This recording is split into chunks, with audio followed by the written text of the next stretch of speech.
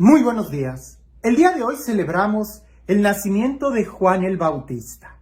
Y es una fiesta un poco singular porque usualmente nosotros no celebramos el nacimiento de ningún santo.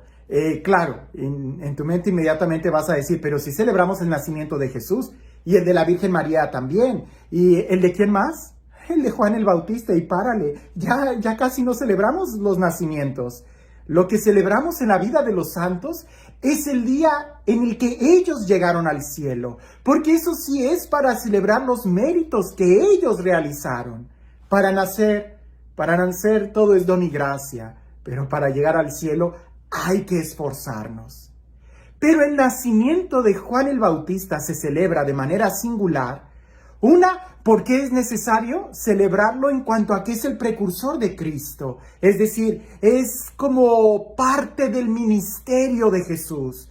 La vocación de Juan el Bautista desde su nacimiento fue muy clara, el prepararle el camino al Señor. Ahora, dos detalles para que lo tengas en mente y te sorprendas.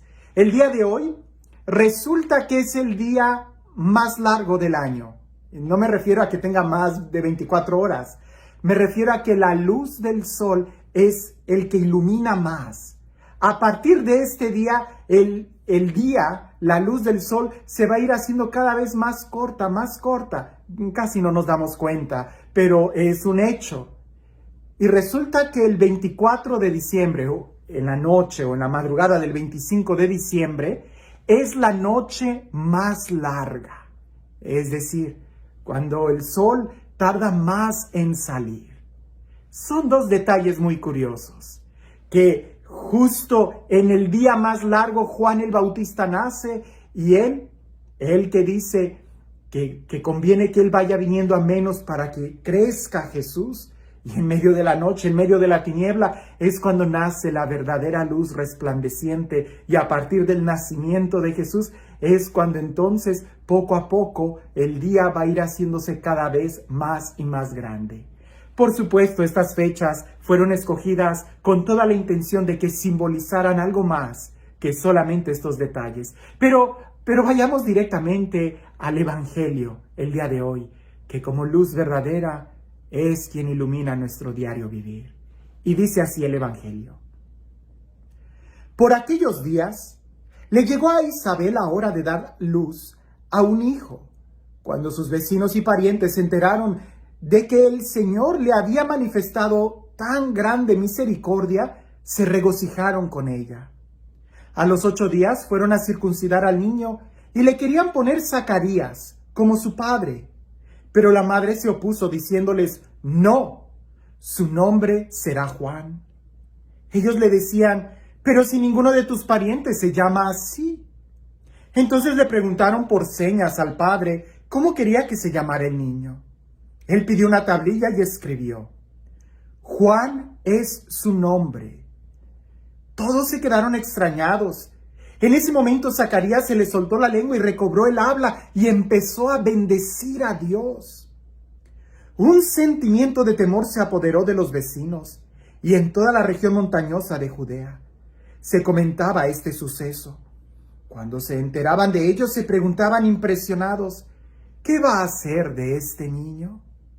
Esto lo decían porque realmente la mano de Dios estaba con él.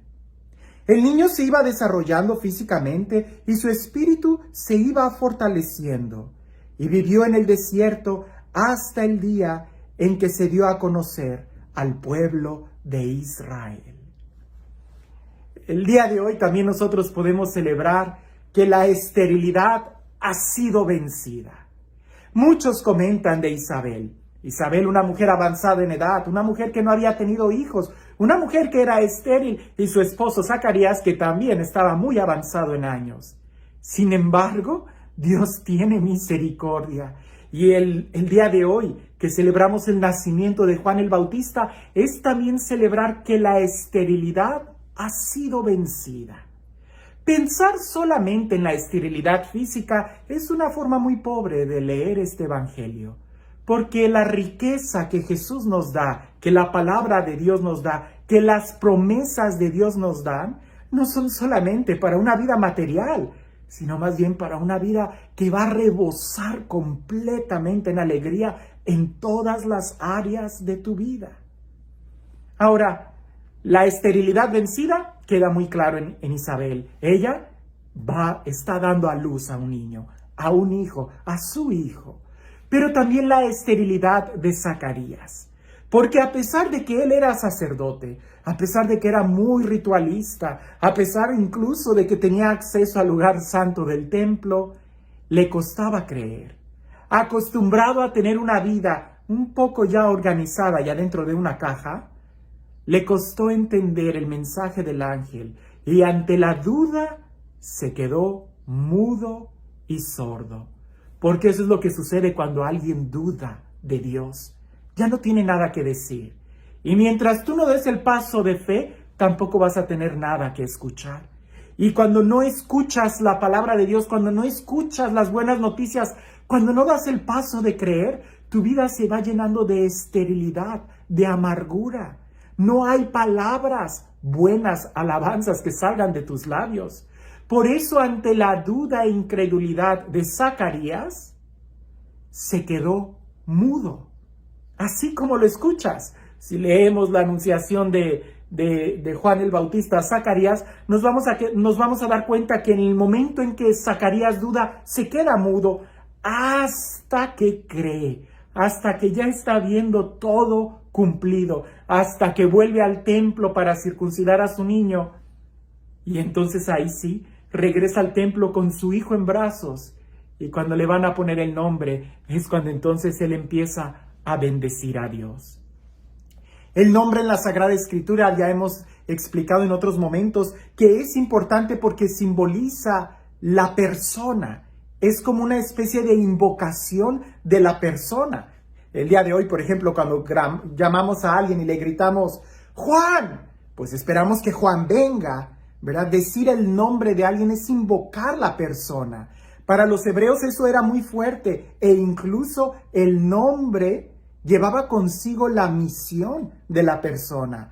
De tal manera que el que pronuncia el nombre espera que la persona venga, pero aquel que escucha su nombre es como si le recordaran la misión que él tiene.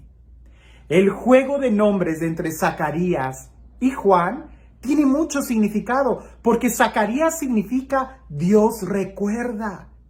Dios recuerda. Dios no se olvida de nada. Dios no se olvida de sus promesas, de sus palabras. Pero también alguien pudiera pensar, ay, pues si Dios tiene muy buena memoria, seguro que también se va a acordar de mis pecados. El nombre de Juan significa Dios se ha compadecido. Dios ama, Dios es misericordioso. Por eso, ante el recuerdo de las promesas de Dios y ante el recuerdo de nuestros pecados, prevalece la misericordia de Dios, su amor, su perdón, simplemente la compasión que tiene por nosotros. En este evangelio nosotros podemos ver los pasos para salir de una vida estéril, es decir, de una vida amargada, es decir, de una vida sin sentido. ¿Qué hacer para salir de una amargura, para salir de esa esterilidad? Bien, número 1, espera. Así es, tanto Zacarías como Isabel esperaban en la promesa de Dios. Esperar también implica el recordar. Alguien que olvida ya no espera. El que recuerda está esperando. Tú no olvides las promesas que Dios te ha dado. Tú no olvides la palabra de Dios. Tú no olvides quién eres para que puedas esperar. El segundo paso es creer. Creer. Porque el que cree, recibe. Y es ahí donde entra el nombre de Juan. Si tú eres capaz de creer, vas a darte cuenta que no depende tanto de ti, sino en el amor que Dios te tiene, que Dios es compasivo, que Dios te ama. Nuestra espera, nuestra expectación va a tener una respuesta no por lo que yo haga, no por mis méritos, sino porque Dios es bueno. Y la manera en cómo yo puedo empezar a disfrutar de manera anticipada esto es empezar a alabar a Dios, a bendecir a Dios. No hay mejor remedio para romper la esterilidad y la amargura de una vida que la alabanza, que aquel que es capaz de alabar y confesar que la misericordia de Dios es mucho más grande que el recuerdo que Él tiene de nosotros. Porque Dios es misericordioso, nos recuerda, pero nos recuerda con amor. Y este Dios, el Dios del amor, el Dios de la vida, el Dios de la paz, el Dios de la misericordia, que sea Él quien el día de hoy te bendiga, en el nombre del Padre, del Hijo y del Espíritu Santo. Cuentan por ahí que un edificio de departamentos se estaba quemando, pero resulta que había un hombre bien despistado ahí, que cuando se da cuenta que ya estaba todo en llamas, lo único que hizo fue salir al balcón. Todos los vecinos ya estaban abajo, excepto él, y él ya no podía regresarse porque las llamas, el fuego ya había abrazado las escaleras, el elevador y todo. Pues resulta que sus vecinos agarraron una sábana y estaban en la parte de abajo diciéndole a su vecino, a su amigo, salta, salta, que te vas a quemar. Y aquel que los veía desde arriba decía, no, ustedes siempre me hacen bromas. Seguro que si yo salto, ustedes van a quitar esa sábana y yo voy a caer directo al suelo. Y le decían, pero estás loco, esto no es ninguna broma, salta ya. Y aquel hombre decía, no, ustedes van a hacer que yo quede en ridículo, mejor dejen la sábana en el suelo, retírense y yo brinco. Así no funciona.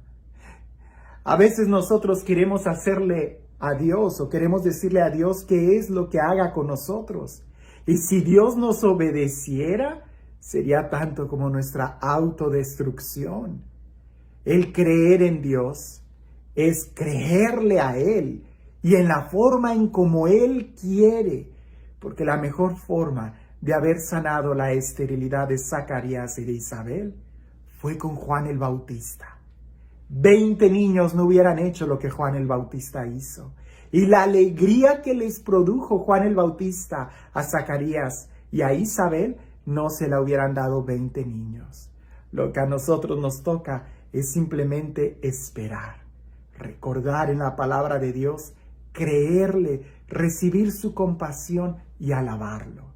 De esa manera seremos libres y disfrutaremos en plenitud nuestra vida. Que tengas un excelente día.